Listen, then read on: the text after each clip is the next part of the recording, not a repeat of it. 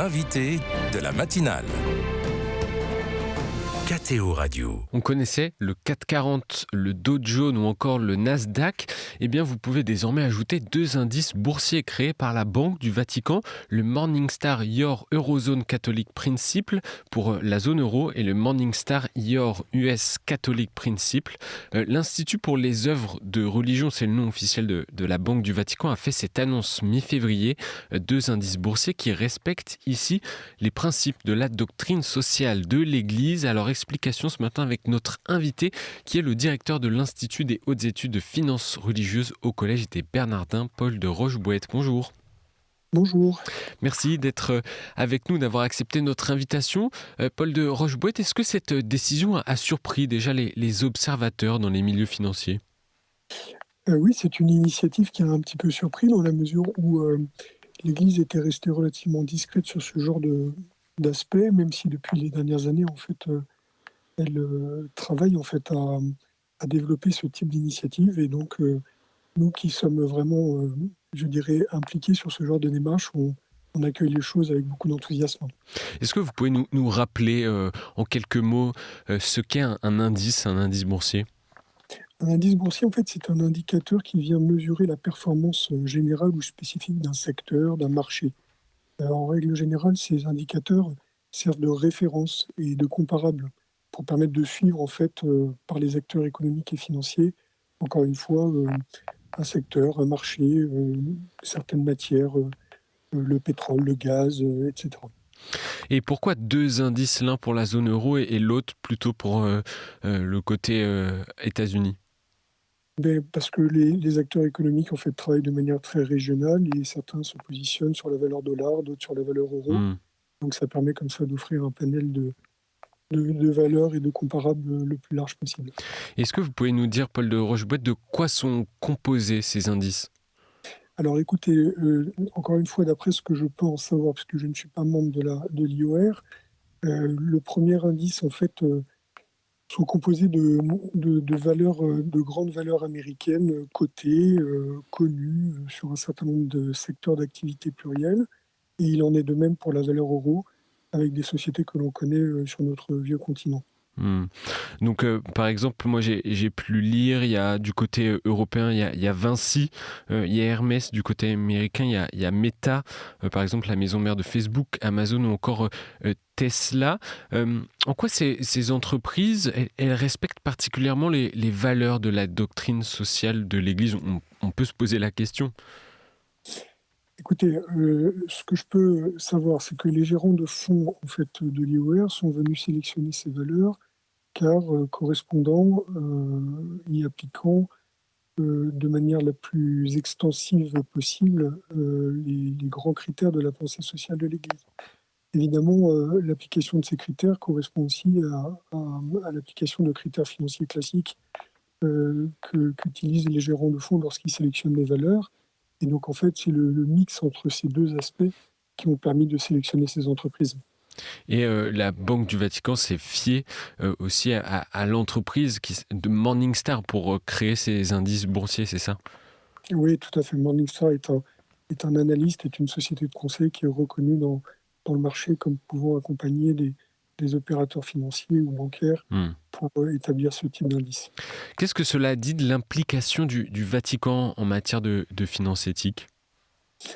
Écoutez, c'est pour nous, encore une fois, ce que l'on en perçoit à l'échelle de l'Institut de finances religieuses au Collège des Bernardins, c'est que c'est une initiative, je dirais, additionnelle, encore une fois très enthousiasmante, mais qui s'inscrit dans une dynamique que voilà, le Vatican opère depuis quelques années. On pense notamment à la publication en 2021 via l'Académie pontificale des sciences sociales du texte Mensuram Bonam, en fait, qui est venu décliner, je dirais, la DSE en matière de gestion financière et pour les marchés financiers. Donc, quelque part, cette initiative de création d'indices, elle participe à cette dynamique et donc elle nous réjouit parce qu'elle envoie un signal en fait, au monde économique et financier catholique, à l'écosystème, comme on dit, à venir participer à cette dynamique et apporter des initiatives nouvelles.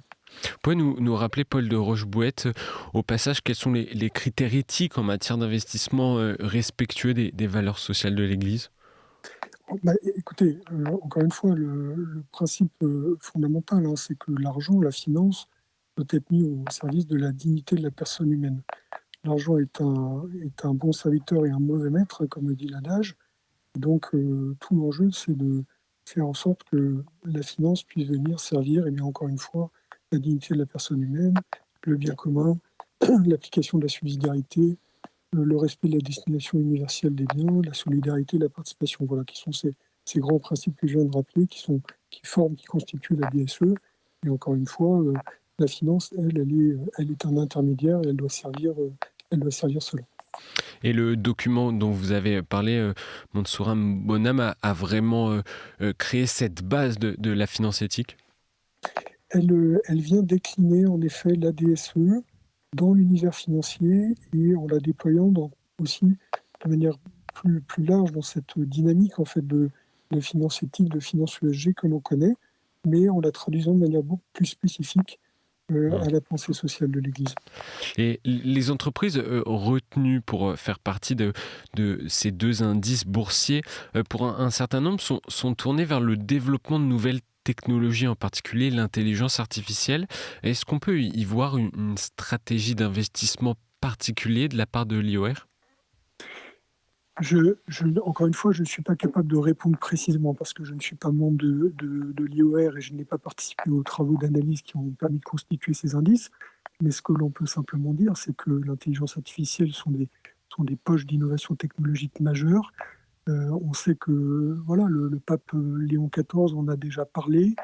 Et donc, c'est un mouvement dans lequel l'Église et la pensée sociale de l'Église doit pouvoir évoluer et y apporter un éclairage particulier pour nous, catholiques.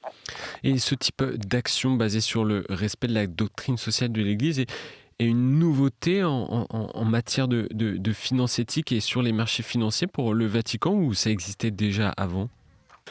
Il y a évidemment un certain nombre d'initiatives, hein, qui existent d'ores et déjà, mais c'est vrai que la Banque du Vatican, ici, notamment par la création de ces indices, porte une démarche extrêmement poussée, et ce qui en soi est extrêmement encourageant et motivant pour tout l'écosystème de la finance catholique. Hmm.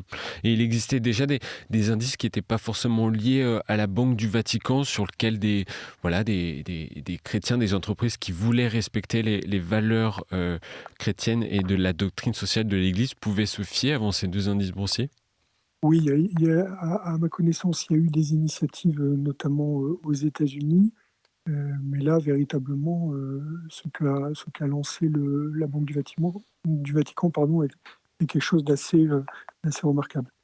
Le numéro 2 de l'IOR, c'est Giovanni Bosca. Il a réaffirmé à la suite de cette annonce la volonté du Vatican de rendre plus rigoureux et plus transparent ses choix, les choix de la Banque du Vatican et ses investissements. Et cela fait-il référence également aux affaires qui ont pu éclabousser l'institution financière du Vatican et la volonté également du pape François de réformer cette institution?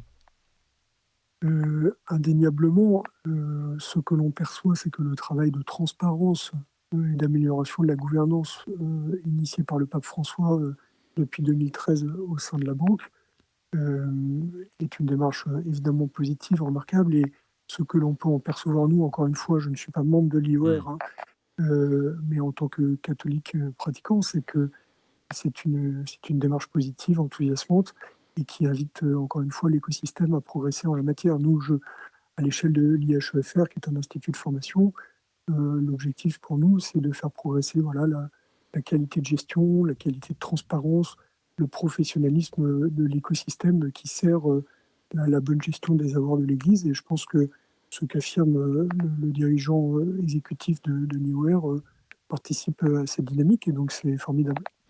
Paul de Rochebouette, un mot sur l'institut que vous dirigez au Collège des Bernardins, qui a été lancé il y a tout juste un an d'ailleurs, et qui a pour but de sensibiliser et de former aussi au sein de l'Église et aux outils et aux modalités de gestion d'actifs financiers. Pourquoi cela devient primordial aujourd'hui de maîtriser cette dimension financière? Écoutez, encore une fois, comme je disais préalablement, l'argent est un bon serviteur et un mauvais maître. Et l'argent doit être mis au service de l'œuvre, hein, au service de la mission. et au service des personnes. Et donc, savoir bien gérer les avoirs de l'Église, c'est quelque chose de fondamental. C'est un principe de transparence, c'est un principe de confiance. Comme on le sait, l'Église n'a d'argent que celui que les fidèles lui ont confié. Et donc, c'est un principe de responsabilité et de transparence, encore une fois, que de bien mener la chose au service de l'œuvre et de sa mission. Et depuis la création de cet institut il y a 1 an au Collège des Bernardins, vous observez un certain intérêt de la part de laïcs ou autres qui souhaitent se former et davantage maîtriser ces outils? Ça, je peux vous le confirmer. À la lumière de cette année passée, on a pu lancer un certain nombre de cycles de formation. Aujourd'hui, on a à peu près 400 alumni, donc anciens élèves qui ont participé à ces formations. On anime des conférences régulièrement au sein du Collège des Bernardins et on est très frappé par la réceptivité et l'enthousiasme que ces démarches génèrent. Donc on est évidemment très heureux de cela et de participer à cette dynamique. On a compris l'intérêt du Vatican d'être plus rigoureux, d'être plus transparent. Quelle peut être l'influence également de la Banque du Vatican dans le monde de la finance, en dehors du monde chrétien, avec cette annonce et cette volonté davantage de miser sur l'éthique dans la finance? Vous savez, encore une fois, je ne suis pas membre de la Banque du Vatican, je ne suis pas salarié de la Cité du Vatican, mais ce que je peux simplement dire en tant que catholique financier, c'est que les marchés financiers fonctionnent sous la forme de signal. Et quand un signal est envoyé au marché, ça peut créer ce qu'on appelle des dynamiques, des évolutions des tendances. Et donc, évidemment, la création des indices dont on parle là par l'IOR, c'est un signal qu'envoie Rome à l'ensemble du monde financier. Et donc, ça va peut-être créer une forme de dynamique. En tout cas, nous, à l'échelle de l'IHEFR, on le souhaite ardemment et on en est encore une fois très heureux. Eh bien, on va continuer à suivre ça et voir si l'éthique dans la finance impulsée par le Vatican prend forme. Merci beaucoup, Paul de Rochebouette, d'avoir répondu à nos questions ce matin. Je rappelle que vous êtes le directeur donc, de l'Institut des hautes études de finances religieuses au Collège des Bernardins. Et c'est une formation qui est ouverte à tous. Qui est ouvert à tous, laïcs, religieux, membres de l'Église ou professionnels du monde financier. Donc voilà, pour les personnes qui seraient éventuellement intéressées, se rapprocher donc du site du Collège des Bernardins. Encore une fois, merci beaucoup Paul de Rochebouette d'avoir été avec nous ce matin. Merci à vous.